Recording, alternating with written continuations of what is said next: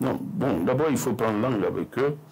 Il faut trouver la technique pour rentrer en contact parce qu'il faut se parler. Il faut se parler et sur le plan diplomatique parce que apparemment la principale base c'est la Côte d'Ivoire. Sur le plan diplomatique d'abord, les pays ne doivent jamais arrêter de se parler, d'échanger. De toutes les façons, c'est au niveau du sommet qu'on semble ne pas s'entendre, sinon au niveau des peuples, le peuple ivoirien, le peuple burkinabé s'entend. Ils s'entendent. Il y a des échanges au quotidien, il y a des endroits. Les compatriotes qui sont là-bas, et vice-versa. Un gros lot, et notamment aussi il y a des Ivoiriens ici aussi qui prospectent, comme nous aussi nous prospectons de l'autre côté.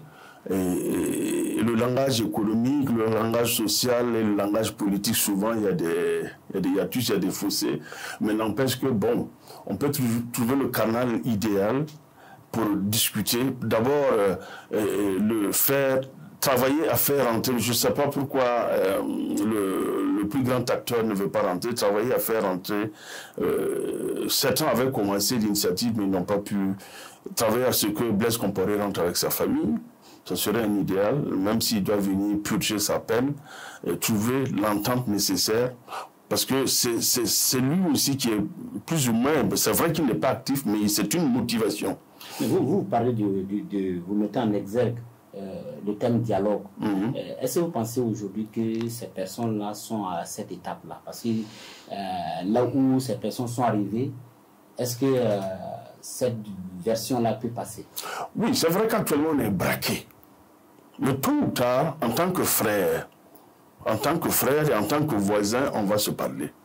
Mais vaut mieux tôt que tard, parce que maintenant, nous avons tous intérêt et nous gardons toutes les vies nécessaires qu'on pourrait garder, qu'on pourrait sauver en dehors, celles naturellement que Dieu va...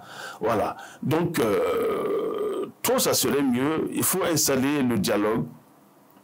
On a toujours notre chancellerie à Abidjan, je pense. La chancellerie ivoirienne aussi est là. C'est des canaux par lesquels il faut commencer. C'est pas ça commence. C'est Olivier là.